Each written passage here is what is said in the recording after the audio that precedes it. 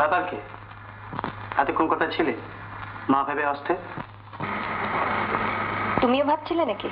ভাবতে হয় বই কি, যেখানে তুমি ভুল করলে আমাদেরই ভুগতে হবে, সেখানে ভাব নেওয়াটা স্বাভাবিক।